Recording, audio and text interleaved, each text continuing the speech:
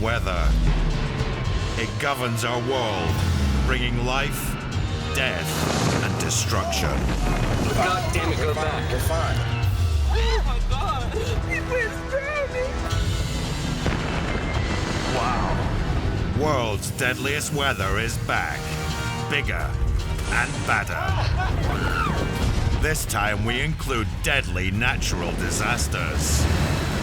One of the most terrifying moments of my life. Featuring earth-shattering quakes. Yo ahí vi pasar toda mi vida, pero yo pensé que ya no la iba a lograr. I saw an entire building collapse. It was like something out of a movie. And volcanoes. It looks like all of my wildest dreams. Using people's extraordinary self-shot footage. We're gonna die, dude! We gotta get out of here! Mason, get away from the windows now! And their death-defying stories. I remember instantly thinking, I just watched her die. I had to turn on my inner stunt driver and just get out of there quick. I thought I was gonna burn alive. We go eyeball to eyeball with Mother Nature. It's crazy! It's crazy! Come on! And witness up close Get on there! the all-consuming power of the elements. The mountain was coming to get us. Flash right there! This place is just hell. It was just horrific. I had never in my life experienced anything like that. Everybody take cover! Now!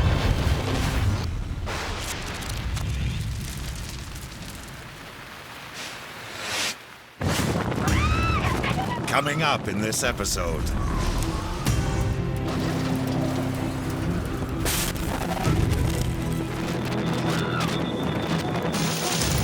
Oh my God. A record-breaking twister rips the heart out of an American city. Oh my God, look at that damage. I just got scared. Just kind of started crying. I just couldn't believe I didn't know where I was.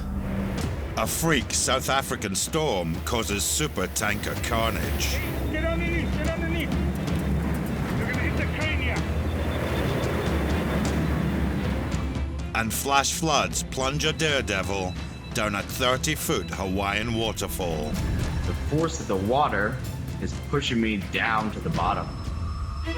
Your body just switches into a survival mode.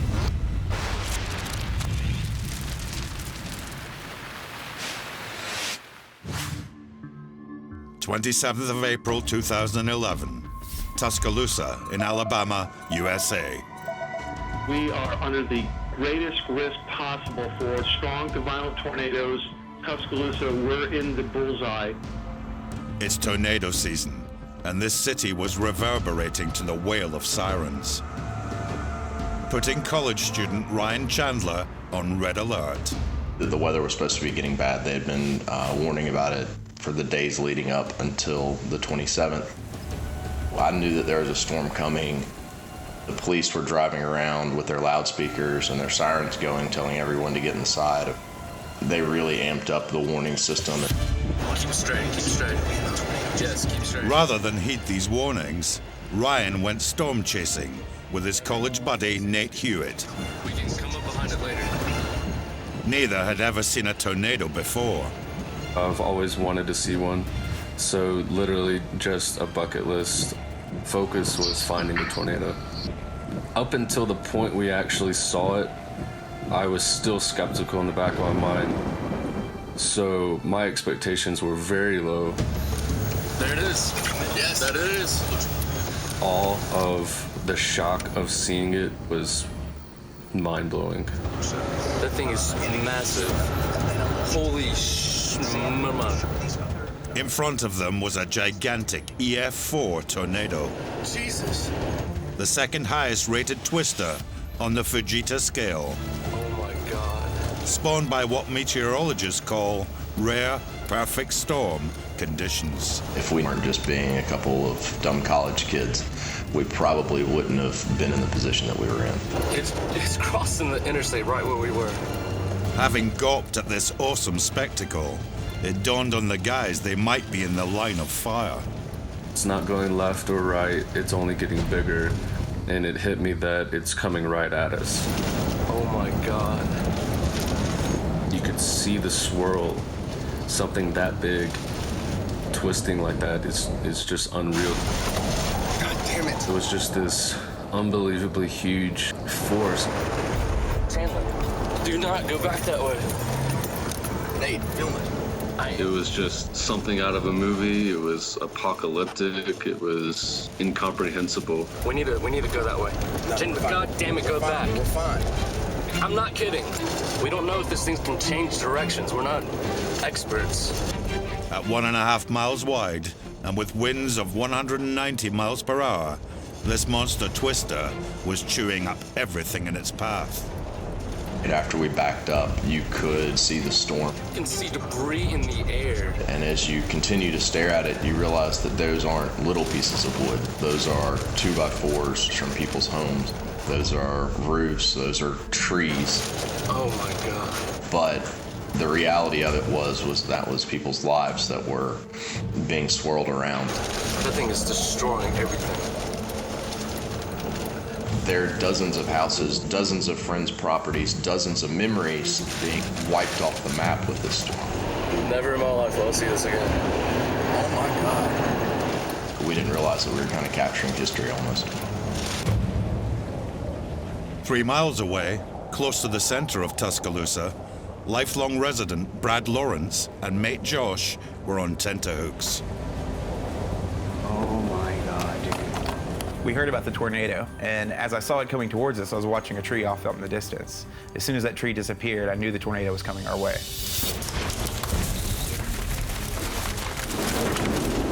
Might want to go down to the basement, you think? Finally disappeared. I was like, yeah, now it's time to go downstairs. It was just like this wall of like white and gray coming directly at us. It was just this monster. It was unfathomable. It was unstoppable. The whole ground began to shake, like this, just this rumbling, like a train coming directly at us. It seemed to be coming from everywhere. So our ears began to pop. We were so close to the center of it, and there was so much force outside, it was pulling the air out of the house. Oh, dude. This is nuts, man. It was like an explosion. It was like somebody unleashed Godzilla on your town. You just really hoped you got through the next 7 seconds of your life.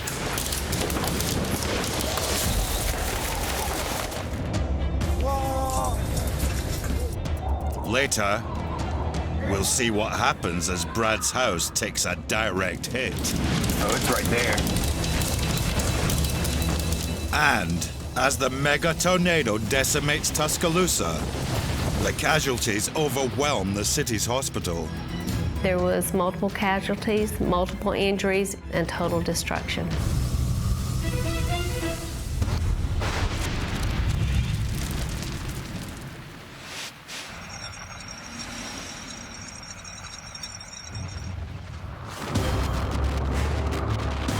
As we've seen, tornadoes are among the most violent storms on Earth, with the ability to destroy anything in their path.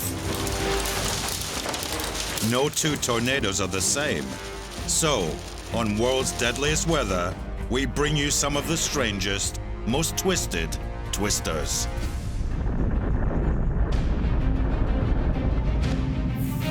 Sinabung volcano in Indonesia is spewing a pyroclastic flow. Even more rare are the tornadoes following in its wake. These incredible whirlwinds of gas and fire can swirl up to 1 mile high. Scientists believe they follow the tornado principles of hot and cold air colliding, forming a funnel. Water spouts, as their names suggest, are tornadoes that form over water. There are two types, fair weather and tornadic. The latter shares the same destructive force as its land-based cousin, able to whip up humans, animals, and even small boats. When a large water spout makes landfall, as in this one in Green Turtle Cay in the Bahamas, it is destructive and frightening. It's certainly got these guys' knickers in a twist. Forget it! Back right here! Another rare tornado can be spawned by wildfires. They occur when intense heat and turbulent wind combine to form whirling eddies of air. These tighten into a tornado-like structure that sucks in burning debris and combustible gases. It gives a deadly twist to the phrase, towering inferno. Finally, at a distance, this looks more like your classic twister on a hot, humid day in Russia. But on closer inspection, it's in fact a column of swarming mosquitoes. Nobody understands why they do this, but it generally happens after a huge mozzie hatch-off.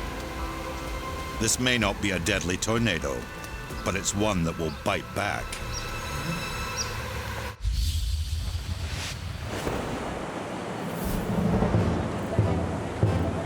"10th of October 2017.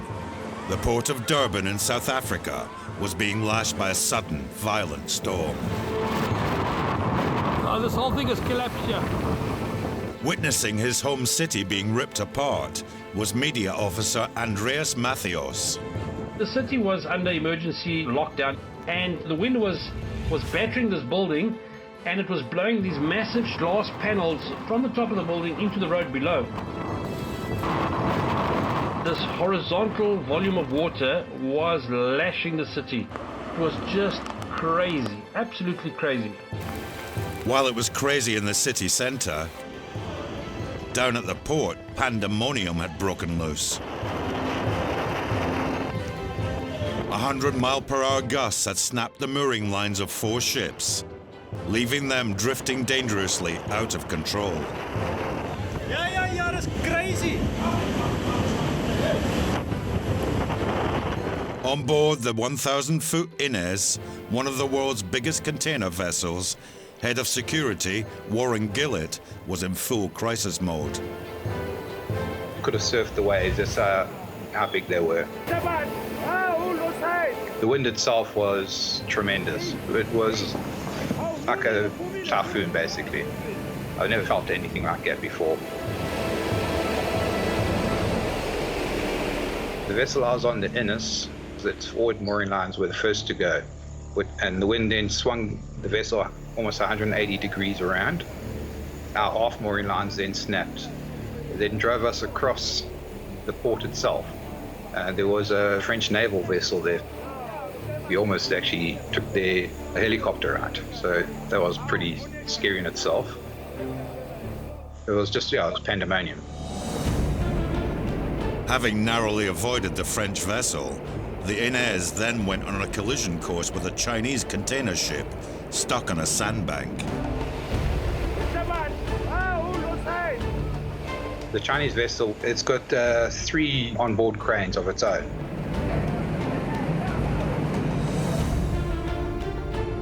So when the vessel impacted with us, the cranes impacted our superstructure as well as our containers on deck. Get underneath. You're gonna hit the crane here.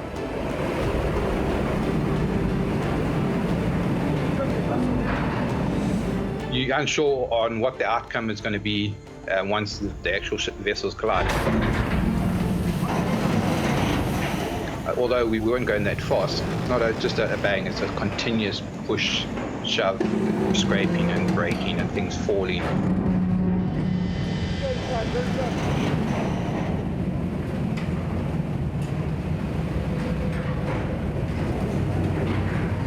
So I shouted at everyone to get indoors. A lot of them were frightened, were afraid of what was going to happen next. Definitely it was kicking off big time. As the ships were playing a terrifying naval version of dodgem cars, the Inez finally managed to fire up her engines. To get the engine started on a vessel of the size of, say, the Inez, you're looking at anything from 15 to 20 minutes, maybe half an hour. You can't just put into high gear and get the hell out of Dodge, unfortunately. We put them into reverse to obviously pull us away from all the other vessels, and that's when we reversed into the coal terminal, which is at the entrance of the harbour itself. Basically ran aground there, blocking up the harbour mouth. And that's where they lost the rudder. By this time, media man Andreas had made his way quayside to film the disaster. We've got a ship that is basically got stuck. The wind conditions are absolutely treacherous. So when I came across this massive ship, standing transverse in the harbour mouth, and as I looked up, I saw, hang on a second, what is this? There's this massive hole in the back of the ship, and it looked fresh. And I could actually see into the insides of the ship. And the tugboats, they were going left and right and jostling for position and shoving and pulling. A ship of this magnitude was at the mercy of the waves and the wind. We were wedged in the harbour mouth and we couldn't go anywhere. So we just had to sit and wait until the wind started dying down.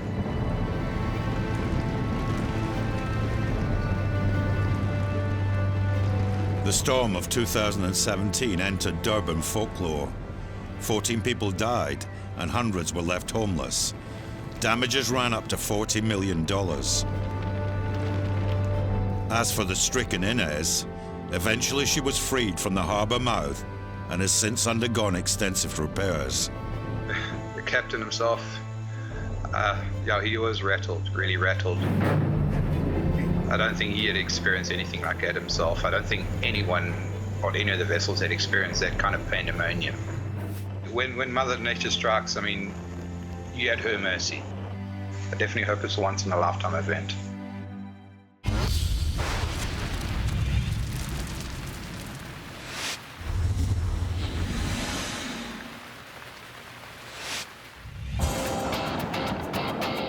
When Mother Nature vents her fury with powerful winds, she often turns our man-made objects into deadly missiles. Hurricane winds are sweeping through southeast Ukraine. This woman runs the gauntlet in her parking bay.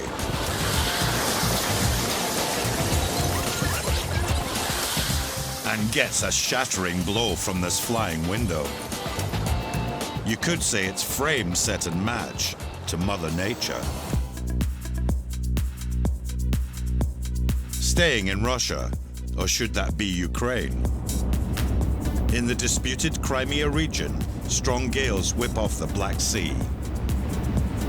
Although this looks like a perfect weather day, wind can be an invisible assassin. Out of the sky blue, timber. Luckily for these motorists, these desiccated silver birch shatter on impact. But they still make a mess of the car's front grille. In Krasnodar, these pedestrians look safe enough in this spacious boulevard. But the trees swaying in the background give a clue to the strength of the gale.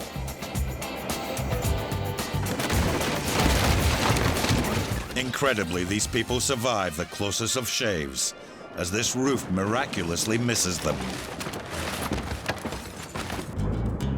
In the United States, this dog owner's lightning reflexes save him from one of Mother Nature's deadly projectiles.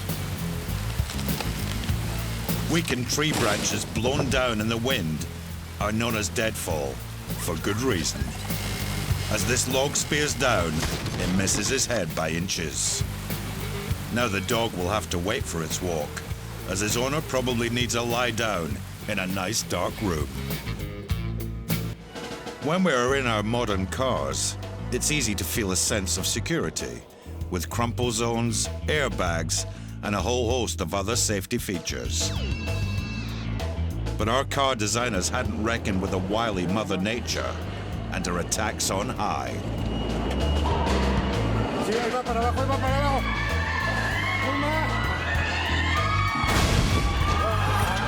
Luckily, no one was seriously hurt, as this is a fine example of advertising really connecting. Still to come.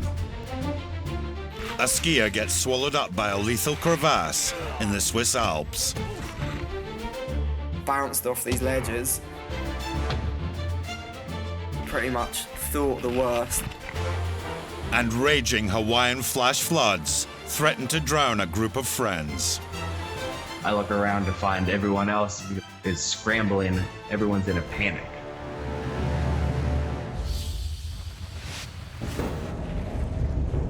Oh my God, dude. As we saw earlier, back in 2011, the city of Tuscaloosa in Alabama was literally being blown to smithereens. Yes, that it is. By one of America's biggest and most powerful tornadoes. Go to the back, I'm not kidding. As it bore its devastating path towards the center of town, resident Brad Lawrence and friend Josh had seconds to save their lives. We're gonna have to get out of here, dude. This house could collapse, dude. Dude, there's no way to get. Where are you gonna go? I always had a plan in case of a tornado. I was gonna take all the couch cushions off of the couch and throw them down into the stairwell we had. We were gonna get underneath them, and hopefully that was gonna shield us from all the glass. This is nuts, man. Yeah, let's get downstairs.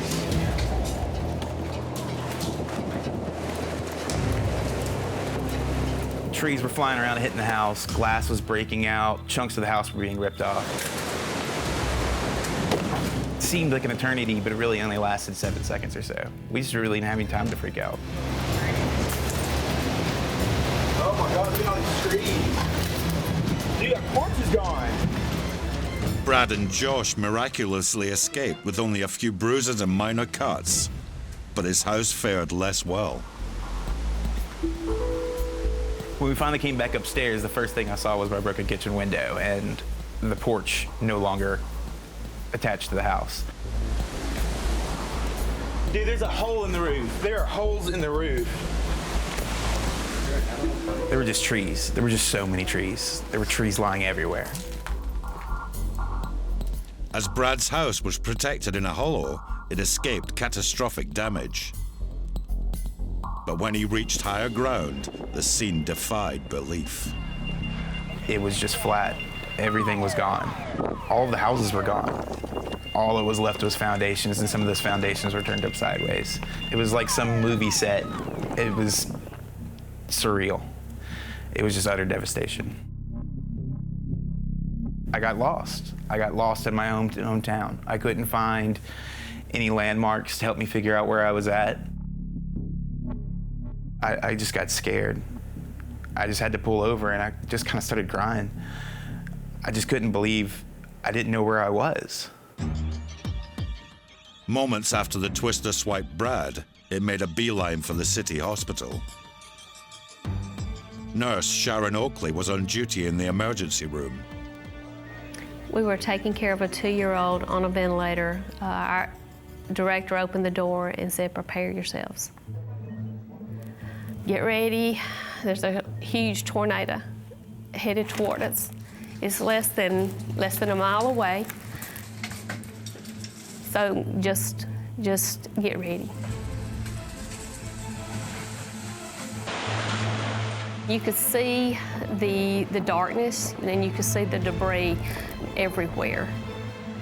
It was probably the most frightened that either one of us had ever been in our life, because we didn't know if this was going to be the end. We laid over this little girl and protected her, because that's what we do.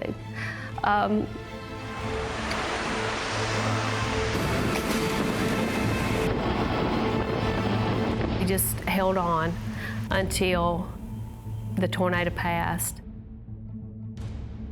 It was eerily, strangely quiet for the few minutes right after.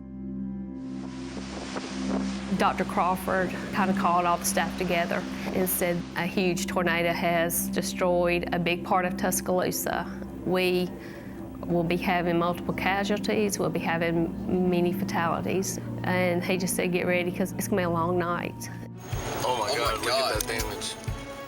Novice storm chasers Nate Hewitt and Ryan Chandler had been one of the first people to see the tornado. Now they were witnessing its savage brutality.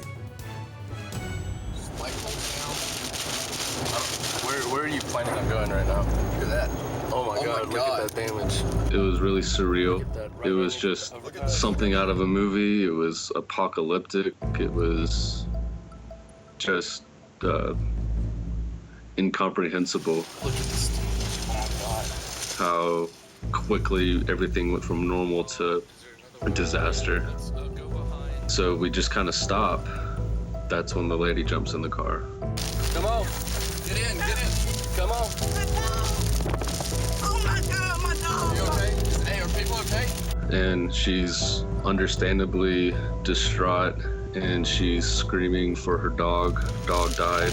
Oh my God, my dog dead. Oh my God. And that's when Ryan kind of points out, hey, there's a ton of people that need our help. And we just leave her in the car and try to go help some people. The deadly twister had spared nothing and no one. Over at the hospital, Sharon was being swamped by the sheer volume of casualties. You had people bringing in casualties on headboards, on doors. You know, these people were severely injured. They were mangled, extremities were broken, and had impaled objects. I remember just sitting there thinking, you know, that's someone's best friend, that's someone's child there. You know, it pulls at your heartstrings. You do what you do at that time, and you get it managed, and then you fall apart later, you know. If I think of a war zone, that's the closest I've ever gotten to one. The 27th of April 2011 will forever be burned into Tuscaloosa's psyche. There were 65 fatalities and over 1,000 injuries. It ripped the heart out of the city, but not its soul. Immediately after, and then the days and weeks and even months following, didn't matter what color you were, what you believed in, where you came from, or how much money you had. Everybody helped out everybody, and it wasn't even a question. And that was what made me the most proud of Tuscaloosa itself, but Alabama as a whole, because support came in from everywhere. As for Nate's buddy Ryan, the whole harrowing experience and helping the town get back on its feet proved life-changing. My aunt actually suggested, she was like, you know, why don't you become a firefighter? I knew that that was my calling. I think the tornado showed me that being there for people and helping your community and wanting to have a way to give back was what I was really supposed to do with my life.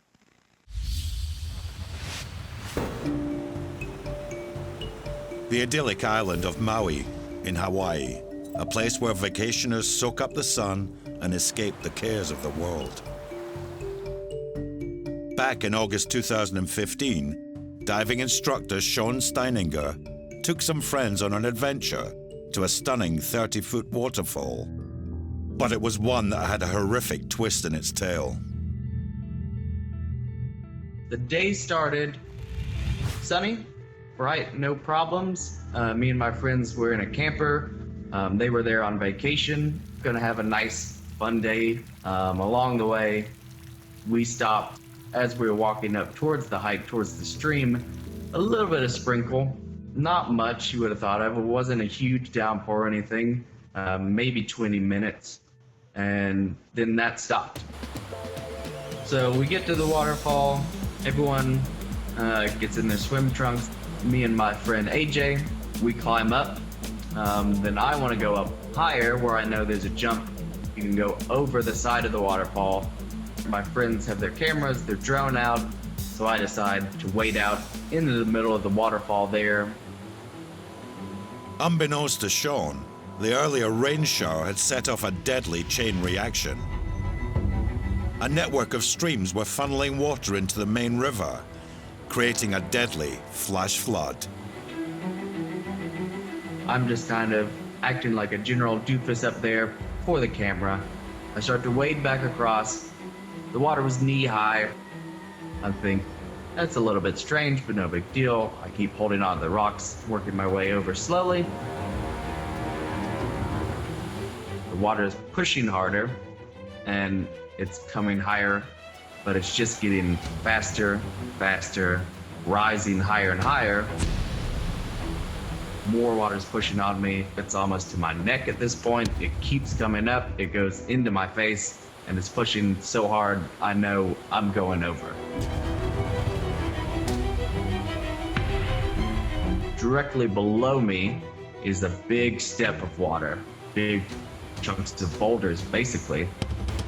Black, brown water throws me over the edge. I hit my ankle on one rock. I'm starting to twirl in the air. Then I hit the deep water below. The force of the water is pushing me down to the bottom. It's just twirling me like I'm in a washing machine almost. It's almost like your body just switches into a survival mode. You're gonna need to swim. You're gonna need to get your head above water. It was almost just real basic tunnel vision. Then it just kind of spits me out of the side. And I'm on the surface, just amazed at everything that just happened. Sean's training and calm head as a dive instructor had played a crucial part in his survival. But immediately he and his friends were plunged into an even greater catastrophe. The raging floodwaters threatened to wash them over another, bigger, 100-foot waterfall. I look around to find everyone else is scrambling. Everyone's in a panic. That's when I started to realize this is a much bigger problem than me just flying off the top. So we're basically trapped in this bowl, in this valley. The way we crossed over to get to the waterfall is now closed off because of the sheer amount of water pumping down.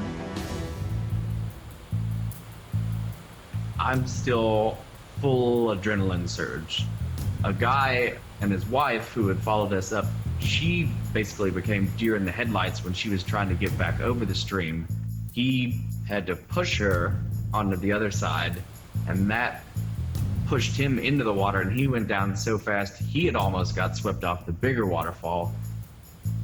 Eventually, Sean and his friends just managed to scramble to safety and alert helicopter rescue to evacuate them from the remote spot. But having only just scraped through alive, it proved a sobering lesson. Kind of complete relief that this intense, crazy thing is over. There's a lot to take in a very short amount of time. Honestly, I just had to laugh. It was just such a ridiculous thing that had just happened. We're all safe, alive. Maybe I got a busted foot, but that seems to have been the worst of it.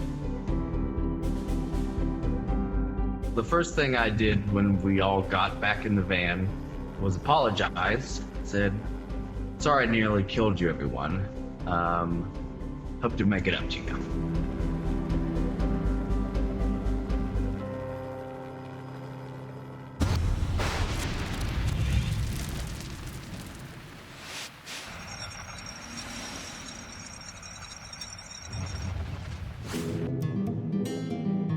While we spend millions and millions getting the most accurate, up-to-date forecast to warn against deadly weather, the poor old animals are largely left to fend for themselves.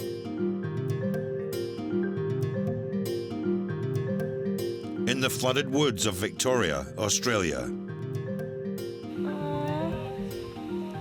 little buddy. a fluffy koala is left stuck up a gum tree. Luckily, besotted students come to its rescue. It shows it pays to be cute to get a free pass in the animal kingdom.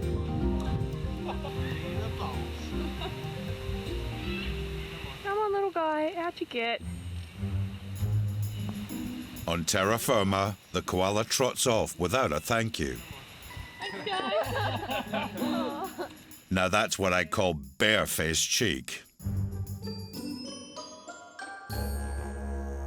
Staying in Australia, this python is seeking shade from roasting temperatures.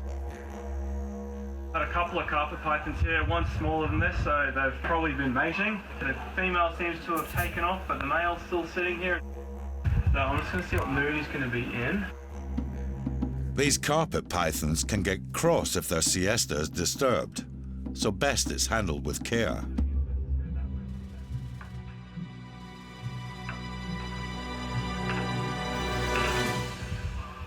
Beautiful. There we are. Now Durian's the place. Oh look, he wants to go into the bag. Look at that. I mean, that is textbook. That's one impressive way to charm a snake. Didn't even have to do it. Well, I'll take him over to the biosphere now, but there you are. If only all of life was that easy, eh? It's not just pythons that are able to rescue themselves. In Brazil, this man decides to save one of this moggie's 9 lives.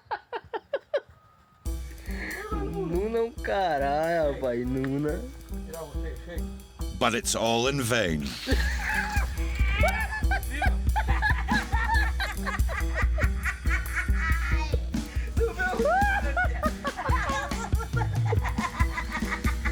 Goes to prove you can never herd cats.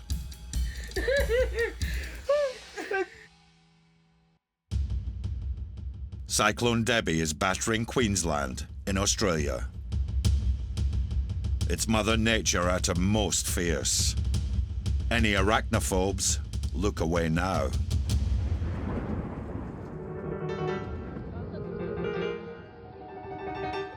Spiders are swarming to take refuge on this man's leg. Creepy.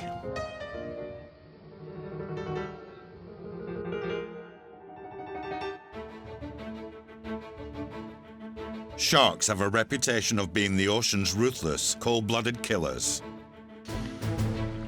It's an unfair myth that we're going to rectify right here on World's Deadliest Weather.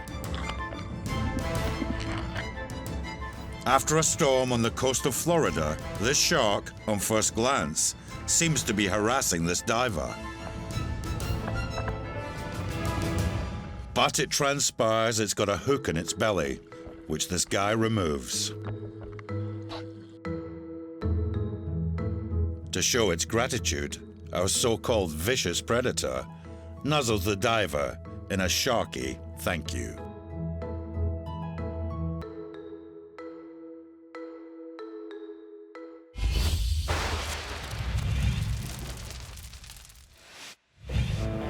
Saas-Fee Resort in the Swiss Alps.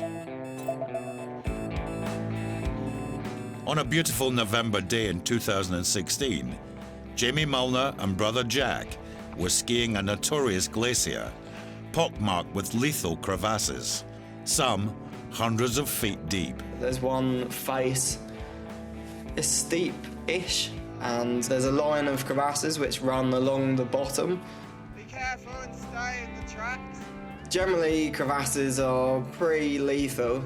More often than not, you're not going to come out in a good way.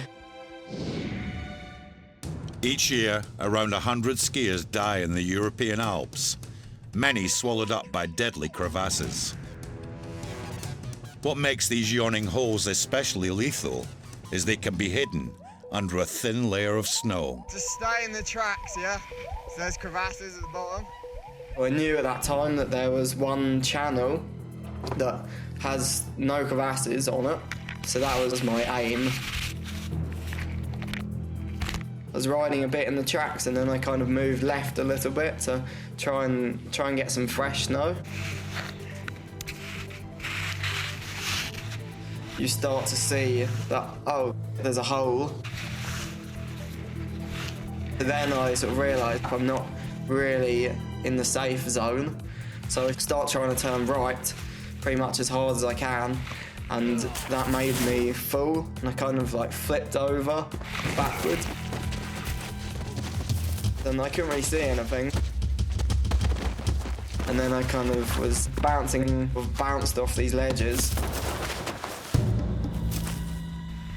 As I knew that I was falling in there, I pretty much thought the worst. How's this gonna end? Am I gonna end up stuck, trapped? Or am I just gonna break my neck, or am I just gonna break my back, or whatever? Jack, I'm in a crevasse. A short distance away, Jamie's brother was watching in disbelief. He was just coming down, and then we just saw him sort of just turn and dropped into it. There was like a split second of sort of like you don't really know what's happening, so that was probably the most worrying part of it. Yeah, I'm fine. I'm quite far down. Miraculously, despite tumbling 60 feet, Jamie survived injury-free, but he was by no means out of danger. I was still a little bit worried because I wasn't 100% sure if the part that I was on was completely solid or whether that was maybe a snow bridge and that could fall and then I could fall further. Crevasses, you either have V-shaped crevasses, so they get narrower as you go into them, and I think the biggest fear is to get wedged, and as you melt the ice around you with your heat, you go further down into the crevasse. So it's a pretty grim death. Yeah, I can move. I'm in like loads of room.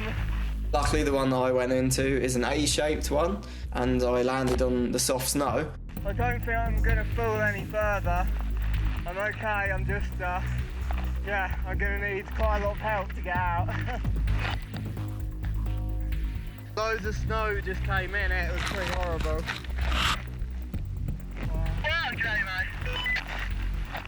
Yeah, I'll just stay still, I think. For the next 2 hours, Jamie was forced to wait in his icy tomb for the mountain rescue service to arrive. I think I should just hang the skis up, to be honest. With time on his hands, he just chilled out in the Glacier Chiller. Obviously, I wanted to be up as soon as possible. Quite sort of alone down there, there's no noise at all. It's kind of beautiful down there. It's a weird world. I was playing music from my phone, so just sort of listening to some nice music. I did have the thought of like, is this really stupid if I run my phone out of battery from listening to music and then the radio breaks? This is stupid. It would be worrying if he was like down there and injured and then it's like a race against time, it's cold down there and stuff. It's really just a matter of waiting for a rescue team to come. Eventually, when they did arrive, Jamie's extraction from the bowels of the crevasse was mercifully straightforward. All I did was lower the rope down, I clipped onto it, and then these guys just pulled me up. I got to the top, like I'm completely uninjured. Paramedic have looked at me like, okay, that doesn't happen very often. I couldn't have gone any better, really. Thank you so much, though, guys. Having survived his harrowing brush with death, these days, when Jamie hits the slopes, he's understandably a little less cavalier. It's like, really just try and exercise more caution now. My view of sort of skiing and taking note of where things are and just sort of riding more cautiously has definitely increased. I guess what's changed is that I really don't want to go into one again. I feel like you don't get that lucky twice.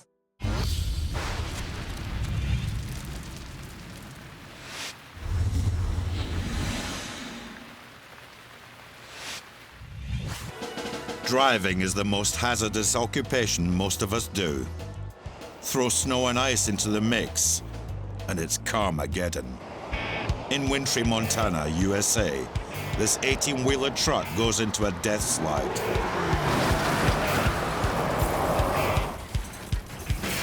And crashes down a 50-foot embankment.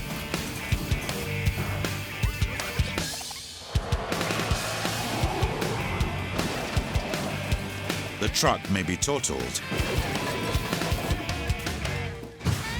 But at least the windscreen wipers are still working. In Magnitogorsk, Russia, you need to have your wits about you, as a crash can come from any direction, and in the most unexpected ways. Swerving or stopping in these conditions is virtually impossible, enabling this car-turned bowling ball to score a direct strike.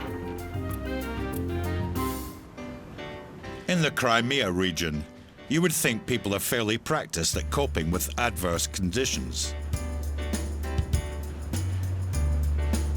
But this lot haven't fitted their winter tires, meaning even gentle inclines can set off a disastrous chain reaction. As the rubberneckers gather for a good gulp, they almost get crushed.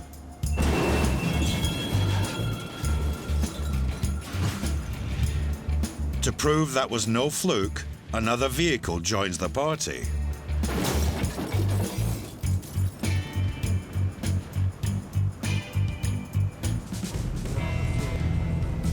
When visibility is down to a few meters and the road's caked in a thick layer of snow, overtaking is inadvisable.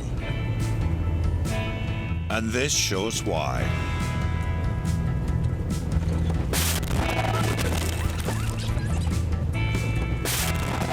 Amazingly, everyone in these car crash clips lived to tell the tale. In this episode, we've seen Mother Nature flex her mighty muscles. We've seen how vulnerable we are. We've seen her tear down, destroy, and laugh in our faces. And next time, there will be more, because deadly weather stops for no one.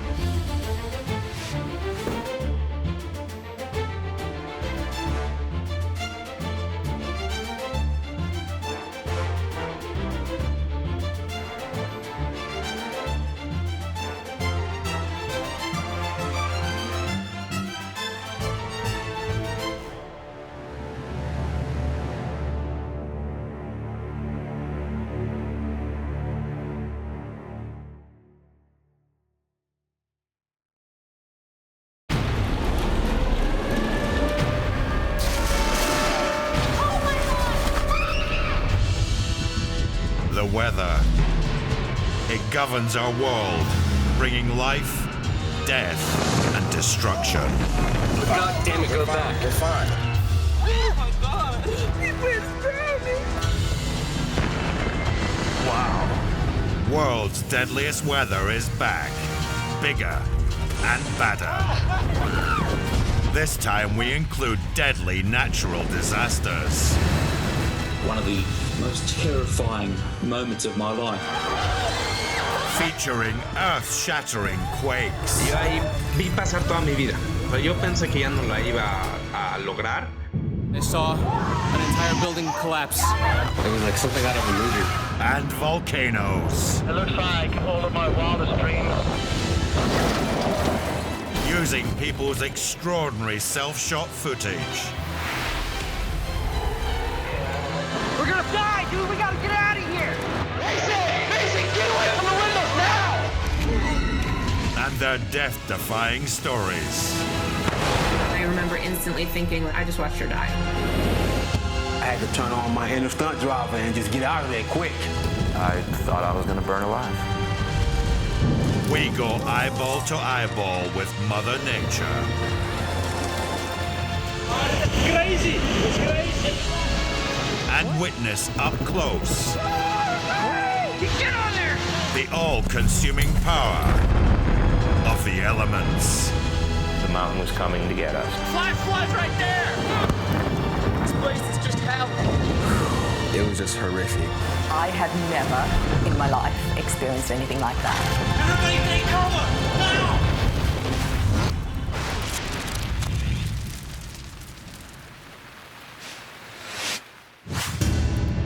Coming up in this episode. Get away from the windows now! A U.S. monster hurricane brings a once-in-a-thousand-year deluge.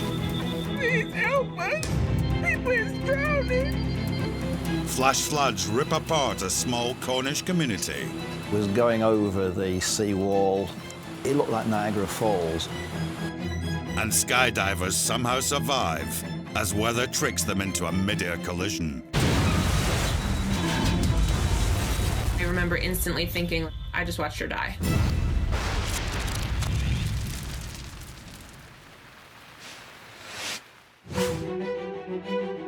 Texas, 25th of August, 2017. Offshore in the Gulf of Mexico, Harvey, a massive hurricane with winds of over 100 miles per hour, was barreling towards the U.S. coast. Harvey continues to strengthen and is now a Category 1 hurricane. 12 years after the total devastation from Hurricane Katrina, America braced itself for a battering from hell. Hurricane Harvey expected to bring a life-threatening heavy rainfall event across south central Texas. Even the wildlife was taking cover. Guys, this Cooper hawk has sought refuge in my cab here, and he looks like he's scared. Hey. So he just flew in? Waiting in the deserted coastal town of Rockport, where Harvey was due to strike first, was storm chaser Josh Morganman. Hurricane Harvey is coming, and I gotta get inside because it's getting crazy now. For this extreme weather junkie, bigger is better. I have great respect for the power of hurricanes. I've been in so many, probably 35 or 40, and even so, when I get inside one, I still have that feeling of just awe and wonderment. And I still find it scary. When I first left for Texas to chase Harvey, I was totally skeptical. It had been over 10 years since the U.S. had gotten a really strong hurricane, but something in me told me to chase it. And when I got to Texas, it was like the storm just sprang to life. Earlier, the Rockport mayor had told everyone to leave town or mark themselves with their social security number to be identified if dead. Like a lot of towns along the U.S. Gulf Coast, Rockport is very vulnerable. It's just barely above sea level. And if a big hurricane would hit the town at the wrong angle, it could send a massive storm surge through the whole place, wipe it out. This was a dangerous situation. As Harvey's powerful core homed in on Rockport, it was upgraded to Category 4, the second highest hurricane category, capable of obliterating concrete structures. So I found this brand new corporate hotel, big old building made of solid concrete, and I thought to myself, this will be a good place to ride out this hurricane. This will be safe. I was wrong. The hurricane's violent inner core, the inner ring, we call it the eye wall, came with darkness, and the wind started to blow like nuts. Debris was flying through the air. If that piece of tin hit you, it could take your head right off. The whole building just started to shake and vibrate and tremble from the force of the gusts. And what I thought had been a very solid building suddenly didn't feel so solid. Then we just heard this like tremendous crash, and then there was this feeling of a draft, like wind had gotten in the building and ceiling tiles were falling. And what that meant was that the wind had ripped the building open. I took care of all of y'all. Stay here when I ask you to stay here, please. Despite the hotel being hurricane-proof, Harvey had torn away the east-facing wall. So kind of a serious situation. The building is having structural damage. The stairway is separating from the rest of the hotel, and people are very concerned. The question was, is the building gonna stay up through this? Trapped, facing imminent danger outside an inn, Harvey sprung another nasty surprise. Harvey was a very interesting hurricane structurally. On the boundary between the eye wall and the calm eye were what we call embedded mesovortices, and that's just a fancy term for these violent little whirlwinds. And these things are small but dangerous. It's like a tremendous gust, a hammer hitting the building, and also because it's a tiny area of intense low pressure, you feel it popping in your ears. It literally almost hurts. And Harvey was loaded with these things. Having been pulverized by 130-mile-per-hour winds, Harvey suddenly switched off. The center, or eye of the hurricane, is eerily calm. This gave Josh a chance to inspect the carnage. There's reports of collapsed houses, cars flipped. This is a really bad hurricane, and we're only halfway through it. As the back of the hurricane rolled over, Josh endured another hour's battering before Harvey finally released its lethal grip.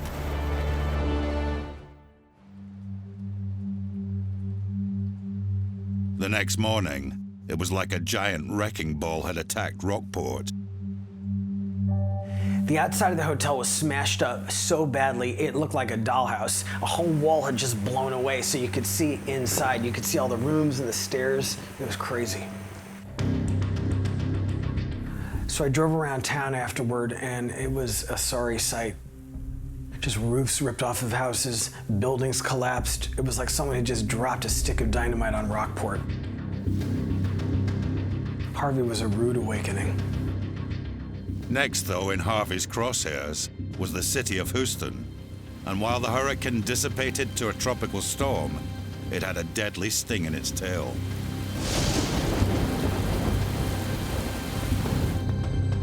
Later, we'll see how Harvey devastated America's fourth largest metropolitan area, unleashing a year's worth of rain in under a week. Oh my God!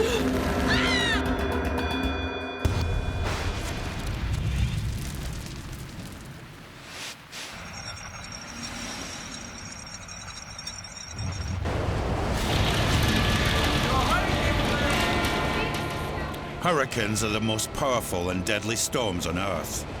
An average one releases the equivalent energy of 10,000 nuclear bombs. And if that isn't enough to blow your mind, they can cause some pretty strange, even freakish events. Hurricanes derive their strength from extremely low barometric pressure. At the center of these storms, there is the eye wall, a band of extreme weather next to the calm eye. The sudden pressure change from one to the other is literally eye-popping for fish. Hey guys, I want to show you some nasty stuff from Hurricane Irma. Check out that fish. That fish. Whoa, 1, 2, 3, 4 dead fish. Wow, look at that. You could say it's a hurricane, eye for an eye. When Hurricane Irma swept through the Caribbean, she demonstrated her awesome power by sucking the Bahama beaches dry. In the center of the hurricane, where there is extreme low pressure, air is sucked up which pulls trillions of gallons of seawater with it, changing the shape of the ocean. In a few days' time, the sea balances out and the water returns. The big casualty to the sucked dry syndrome is sea life. As Irma approaches Florida, manatees are left stranded. These half-ton creatures are known as sea cows, as they are slow-moving, love to graze on water grasses and algae, and have a tendency to be eaten by other creatures. This means the poor, docile manatees are now a threatened species. So, all the more important, these caring rescuers are keeping this one alive.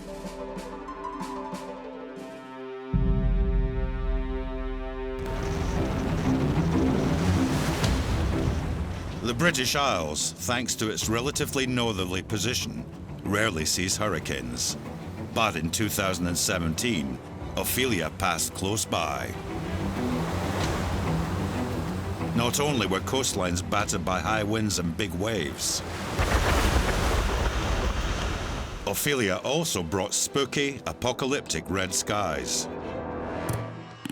As the hurricane tracked north up the Atlantic, it dragged dust from the Sahara.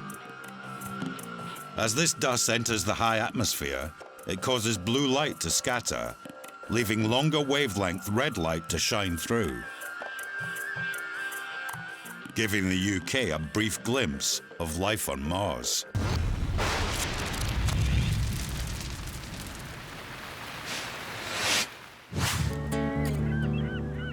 July 2017, Coverack, Cornwall. The pretty harbour village on the southwest tip of England was basking in the summer's sunshine. But then, local resident Peter Wood noticed a dramatic change in conditions. There was very heavy rain, and then we realised that there was a bit of a waterfall started coming down our garden steps. I thought, well, this is pretty exceptional. The only other time I can remember rain like that, I was in the Peruvian jungle. Within 40 minutes, a flash flood was threatening to cut off Coverack. We are now in incredibly flooded roads. Oh, slow down, slow down. We are driving in a river. They're stopping. No, we are now stuck.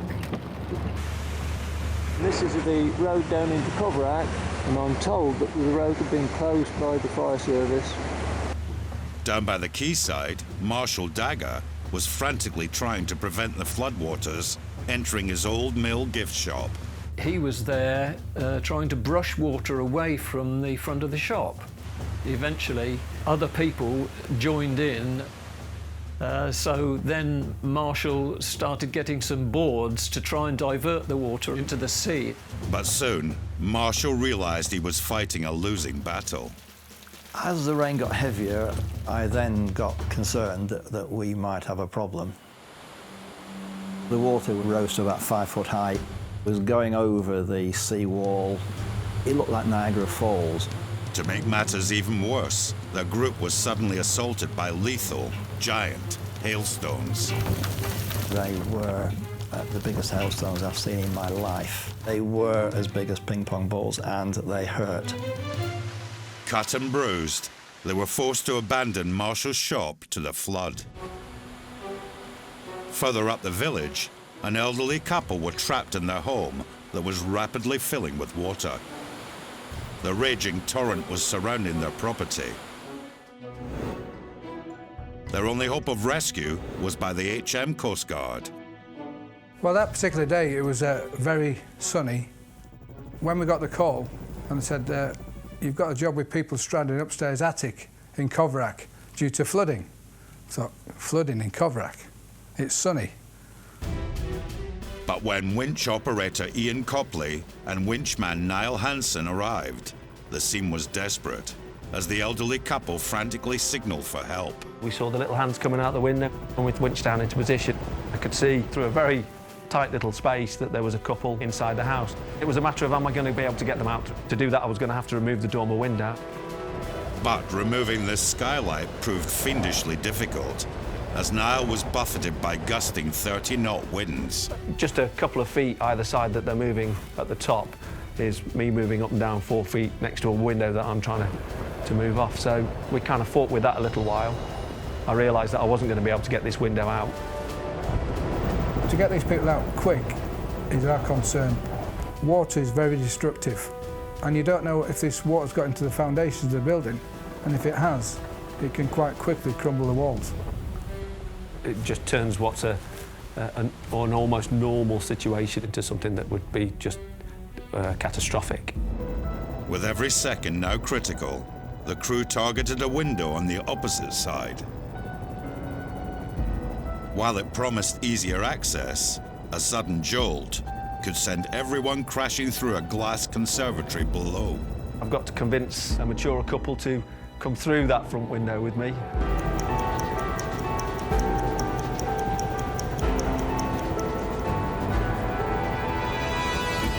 As quickly as possible, we were able to winch clear of the building, over the river, and then into an adjoining field, and I knew the fire crews were waiting. Thankfully, no one lost their life in the Coverack floods. The storm only lasted an hour and a half, but there was extensive damage to infrastructure and around 50 properties, including Marshall's old mill gift shop. It was really only the following morning when we got into the shop, it hit me. It was utter devastation. It was a sad sight. The tight-knit Coverack community leapt into action. In just a fortnight, they rallied round to help Marshall strip out and restore his shop to its former glory. The response of the village was magnificent. The community spirit was fantastic. It made us all realise what we had in Coverack.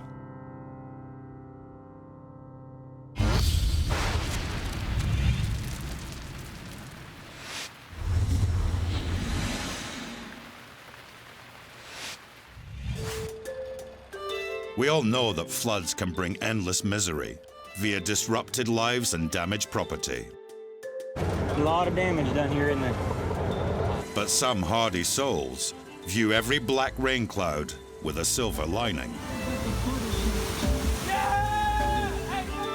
These Houston residents' senses are clearly scrambled by Hurricane Harvey's floods as they hitch a tube and a wakeboard to their truck. Hey, Robert! They even manage on-the-spot refreshments. Saturday's for the boys! Hey, one for the boys! Oh, shit! But best leave it to the bar boys. Meanwhile, this priest is looking for divine inspiration following Harvey's deluge as he tinkles the ivories in his flooded living room. I imagine the most appropriate score for his predicament is Handel's water music.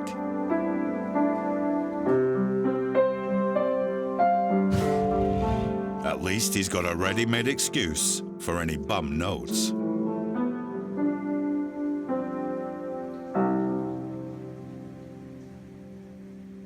gonna have to tune this one. Across the pond in the UK, the British are no strangers to rain and floods. Coverack, so you can do it.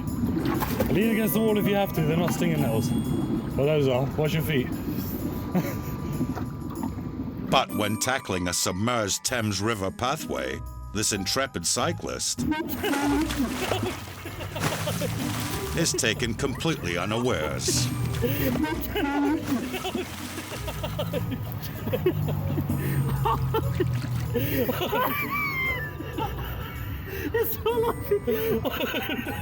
To add insult to injured pride, he kills his phone in the process. Flapping it in the wind ain't gonna help. Over in Thailand, they're a bit more creative. These likely lads fashion their towing craft from what looks like a builder's pallet. In 2017, tropical cyclone Kanun turned this district into a disaster zone. And to avoid their own disaster, this isn't advisable.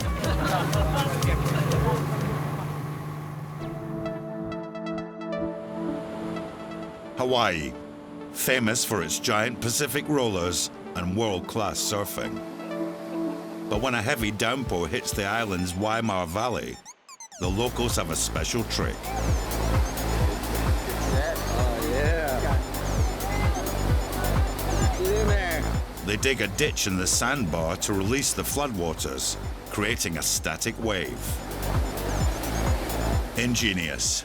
No tiring paddle to catch a wave, no sharks, and continuous surfing, as long as you can stay on the roller coaster.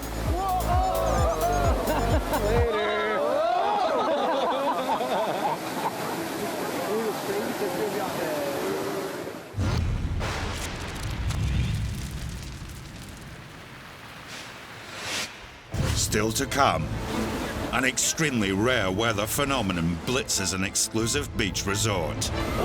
This is totally unexpected. And that's when all hell broke loose. And a mid-air collision sparks a mass fight for survival.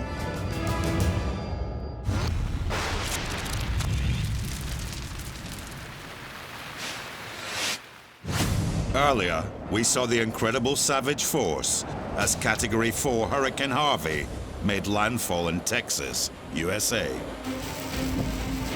Next in the firing line was Houston. Despite Harvey being downgraded to a tropical storm, authorities warned the 6.5 million residents to evacuate and escape unprecedented flooding.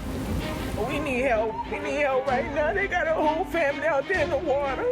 Y'all can't see them, but they over there. But these pleas fell on deaf ears as some battened down hatches, hoping to survive everything Mother Nature could throw at them. Please help us. People is drowning. Harvey became a once-in-a-thousand-year flood. A staggering 27 trillion gallons of rain fell, enough to fill over 40 million Olympic-sized swimming pools. Oh my God! Just stay calm! Around a third of Houston was completely submerged. In places, water was up to 12 feet deep. Now look at the water! Oh my God! Already one of America's biggest natural disasters, a massive relief effort kicked in with police, Air Coast Guard, and military mobilized to save thousands of stranded residents.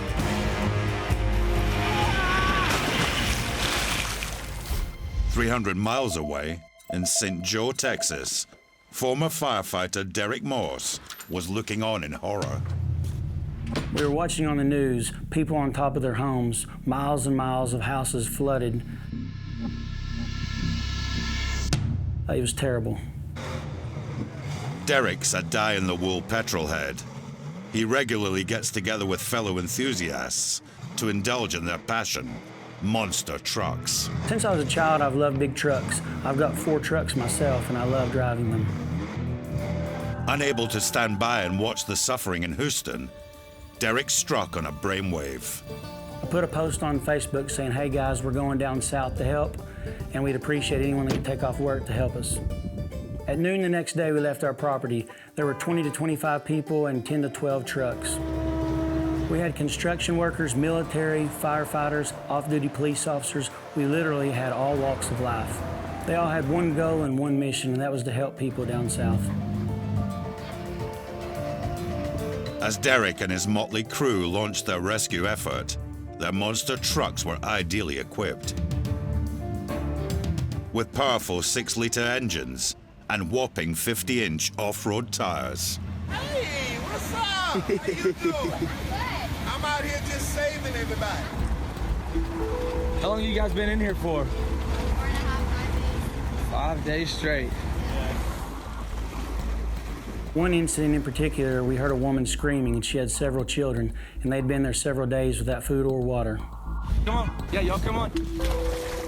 Put them kids on your shoulder. We tried to make them smile, laugh, and feel safe, and then we took them to safety, shelter, and to get food. There were literally so many people in need. While Derek was mopping up the humanitarian crisis, another emergency was brewing. Pets. Diamond, come on, girl. You see her? Come on. Get up. Hey, girl, come here. Come on. In their scramble to leave, some owners had to abandon their animals. Oh my God. That's not nice for a kitten. Leaving them at the mercy of the floodwaters. You got her? Yeah. For charity worker Jess Cochran, it was a race against time. My first thoughts when I hear a Category 5 storm hitting is that every moment counts. When they're waiting on us to get there, they're suffering. Totally desperate for someone to help them. But there's nothing that you can do but just jump in and start working. For 10 days straight, Jess toiled from dawn to dusk, saving hundreds of animals. The most poignant being a call to rescue 2 dogs on the brink of death. We reached the house and the doors were locked, so we had to kick in the door. Once we were inside, the house was very dark. I need a flashlight. I really need a flashlight. The water was up to our chests. It's okay. We were able to find a small chihuahua sitting on a bookshelf. Yeah. Let me try and get him with the little leash. Use a leash? Yeah, I can get him with a leash. Okay. Buddy? You okay? Hey, guy, what you doing? Maybe he likes you. The dog was really terrified and absolutely soaked and just shaking. Oh, you're fine. Where's your friend? We were surprised to not see the second dog on the bookshelf as well. We saw him on a couch cushion floating in the water on the other side of the room. Okay, I got this one. We got that one? Okay, let's go. The fact that these dogs were still alive was amazing. He was floating on a mat. We rescued approximately 200 animals, dogs, cats, chickens, and even an armadillo. As Jess was performing her valiant pet rescue, across town, monster truck maestro Derek has found himself rescuing the rescuers. When we were driving through the city completely underwater, we came upon a military truck that was abandoned. We saw they were stranded and we knew we had the equipment to assist them, so we assisted. Ladies and gentlemen, we're pulling. It was very heavy. It was an 18 to 20,000 pound truck. Back up! Back up!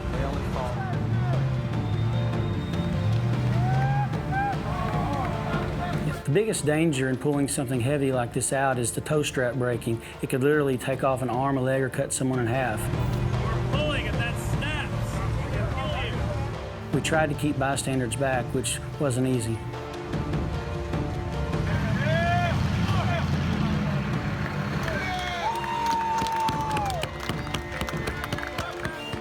To us, this was nothing out of the norm. We do this all the time, but to them, it was pretty big. We were just happy to help. Estimates put the Harvey cleanup bill at a mind-boggling $180 billion and rising, and could top Hurricane Katrina as America's costliest natural disaster. 88 people died, over 200,000 homes were damaged, up to 1 million cars destroyed, and the sheer weight of the floodwaters depressed the Earth's crust, causing Houston to sink by 2 centimeters. Thankfully, that has since rebounded. But amid this national tragedy, there were numerous selfless acts, and Derek's was recognized by someone who needs no introduction. I got a call thanking us for our help, and they asked if we had time to meet the President and the First Lady. I didn't have any clothes. I borrowed boots and a belt from a friend, bought pants, shirt, and a hat. Thank you very much. Thank you. Yes, sir. Thank you, man. Appreciate it. Yes, sir. I really watched my P's and Q's. Yeah, let's get a grouper. Come on. Yes. Get in here. Come on. Will you just make room for the First Lady? If she must. It was a very touching, humbling experience. One of the best things I've ever been a part of. Because, you know, she's great, but you may never see the picture.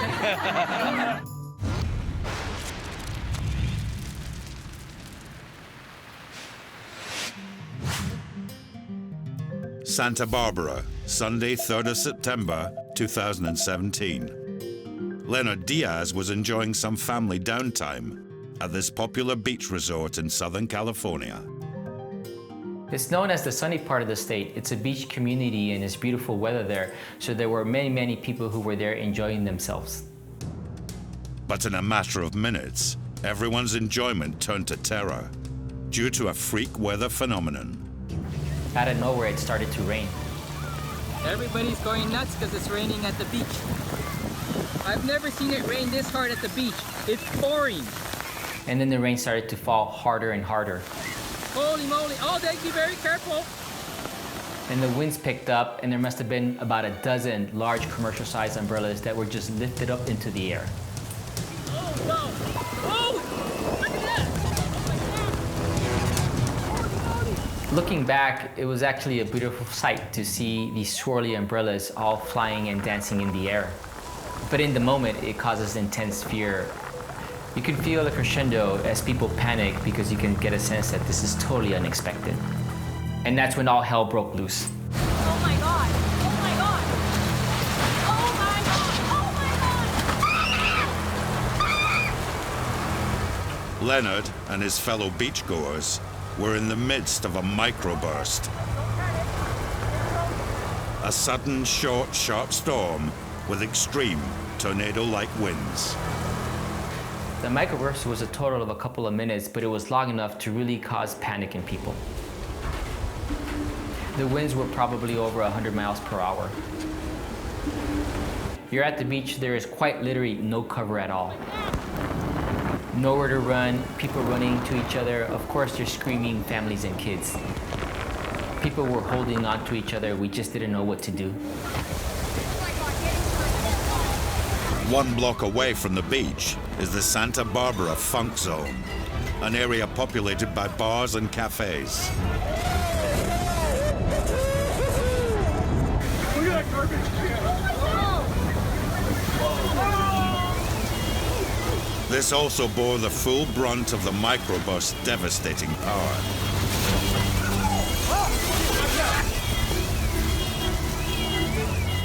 It was an incredible sight on my way home to see the damage from the microburst.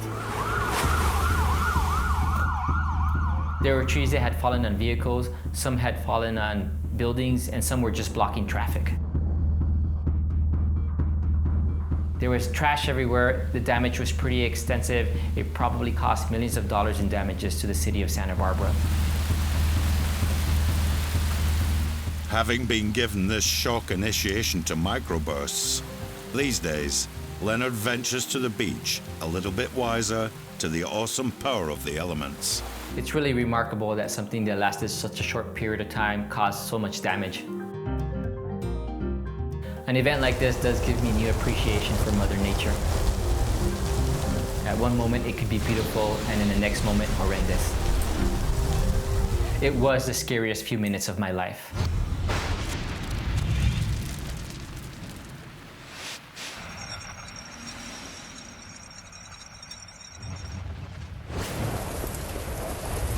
Microbursts are powerful, localized columns of wind that occur when cooled air drops rapidly from the base of a thunderstorm.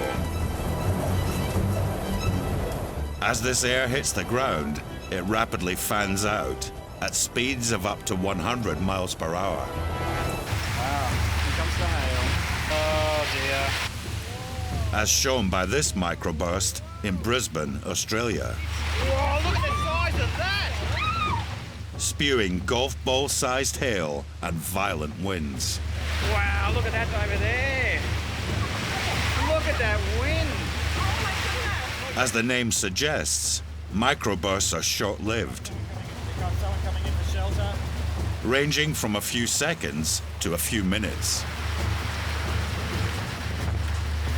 Some of those stones were bigger than golf balls. Yeah. And only affects a small area of less than 2.5 miles. Oh my God. Look at that wind out there. Just come in this direction too. With their sudden ferocity, microbursts are often mistaken for tornadoes. There's a microburst right there. They are in fact more common, with approximately 10 for every twister. Birds are not happy with that. Look at all these birds. Birds are definitely not happy with that. Holy moly. Thousands of them. Oh, yeah, that's one way to put it. Holy crap. The family caught up in this mega microburst in Arizona, USA, reckon winds were 118 miles per hour.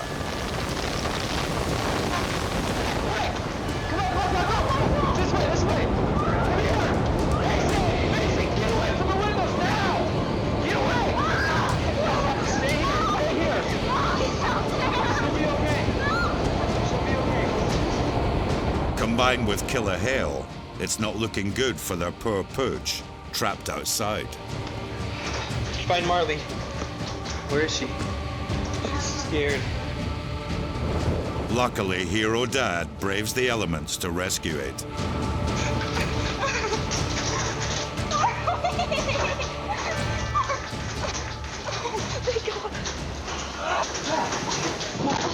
The hell is huge.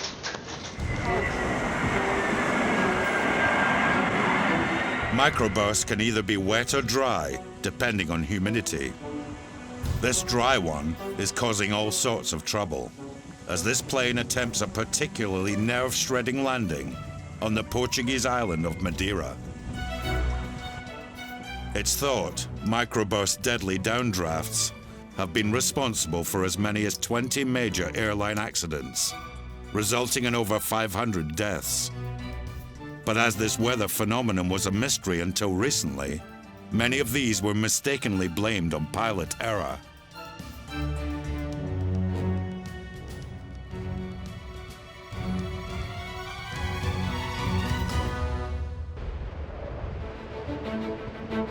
Even with today's advanced technology, detecting microbursts is notoriously difficult, as they're sudden and small. Caught unawares is this resident of Ocean City in New Jersey, when conditions went from being a bit drizzly and breezy to full-on mayhem within a minute. As winds reach tornado levels, for this camera guy, it's a wrap.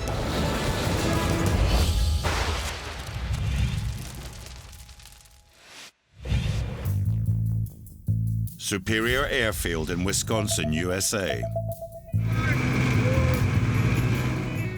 On a crisp November evening in 2017, Amy and Chad Ebling, one of 9 skydivers in 2 aircraft, were preparing for a mass parachute. This was one of those jumps where you would have a little bit more risk and adrenaline. Those were my favorite jumps. Skydiving is known as an extreme sport loaded with danger. It's heavily dependent on the weather, and that day couldn't be nicer for Mike Robinson. Weather is critical for skydiving. We had just perfect weather. We had a blue sky, we had light winds. It couldn't have been a better day to make a skydive. But sometimes, even a benign Mother Nature can be dangerous. She can lull you into a false sense of security. And if you take your eye off the ball at 12,000 feet, the result can be catastrophic. Bang. Can you just imagine a couple cars hitting head-on on the highway? That's what it sounded like to us. And then our wing broke off the airplane. Just blew up on fire. I was looking at that thing, oh my God. At that point, everybody's pretty well on their own to save their own lives. When the crash happened, Amy was in the doorway of the trail plane.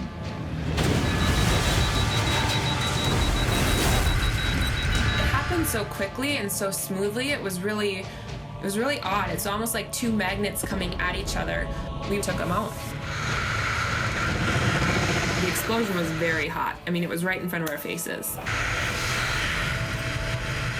Once the impact happened, I could say horrified and I could say nervous, I could say scared, but I don't think it does it justice. It was very surreal. I remember seeing the plane hit Sarah, and she just kind of fell away. I remember instantly thinking, like, I just watched her die.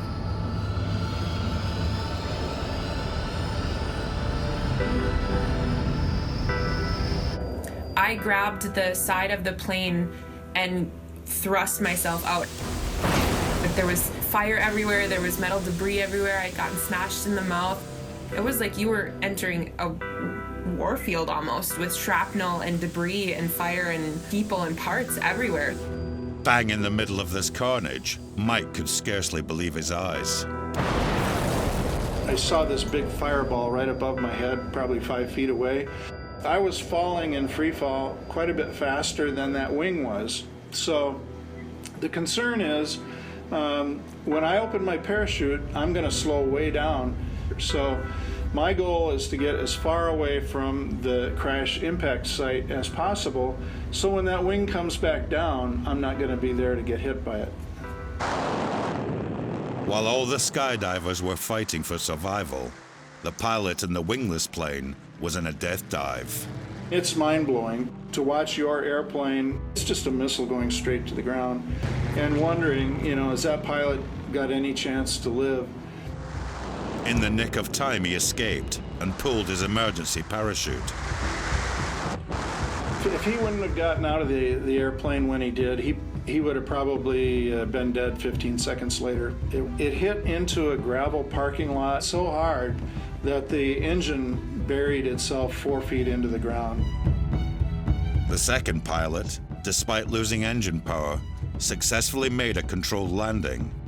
As for the rest of the skydivers, apart from a few bumps and bruises, they all came through their horrific ordeal alive. Immediately upon landing, I couldn't wrap my head around what I had just witnessed. The fact that I had lived through the impossible was so overwhelming that, like, I doubled over and I just started crying. To put their miraculous escape into perspective, a fortnight before their crash, a scarily identical incident in Belgium resulted in all 11 skydivers dying. So it is a miracle that 11 of us got through that and survived. It's also a miracle that nobody on the ground was hurt or injured. So we formed a company called Miracle 11 as a nonprofit. So far, from our videos, we've raised over $32,000, where we are able to provide some financial assistance to people who really need it, because we would feel bad profiting from this terrible experience. And the heartwarming gestures didn't stop there. 9 months to the day after their crash, Amy and Chad got married. Naturally, they sealed their union mid-skydive. We've been married for 3.5 years. We've been able to thrive ever since, and it's inspired me to live more passionately. We don't want to just exist through life, we want to live life. I think it's maybe want to not neglect passions and dreams. It's made me realize mortality more than anything. You're really taking the jump. Nice jump.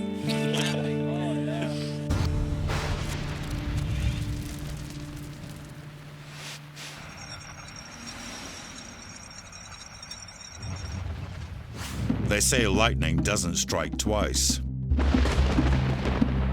And they're right.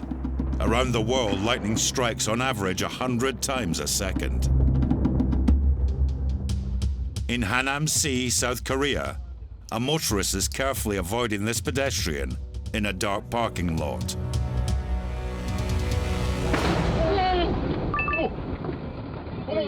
A bolt from the heavens misses him by a matter of feet. Shocked and with singed eyebrows, the man eventually continues on his way.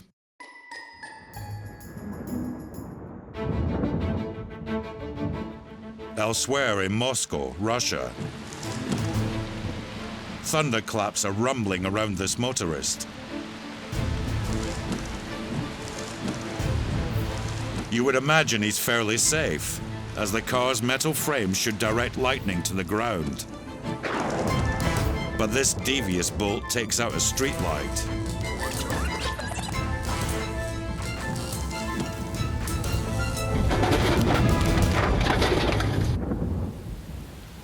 And it narrowly misses, crashing through his windscreen. Now, judging by the puffs of smoke, he needs to avoid another form of electrocution: fallen power lines. In the Yucatan Peninsula, Mexico, this couple's snorkeling is cut short by a thunderstorm. Undeterred, they pose for a romantic selfie and get the fright of their lives.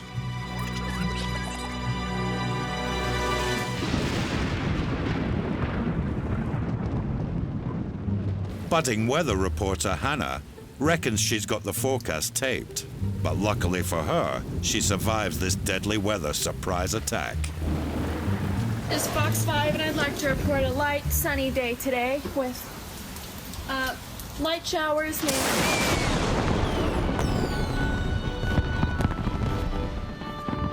Next, we have a face-off between man-made fireworks and Mother Nature's lightning. To begin with, they're pretty evenly matched. Fireworks' gaudy glitter, offset by lightning's magnificent cloud illuminations.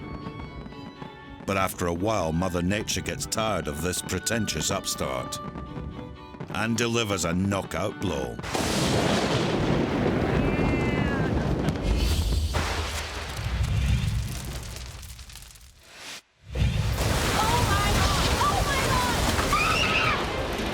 In this episode, we've seen Mother Nature rage uncontrollably. We've seen how helpless we can be. We've seen her tear down, destroy, and laugh in our faces.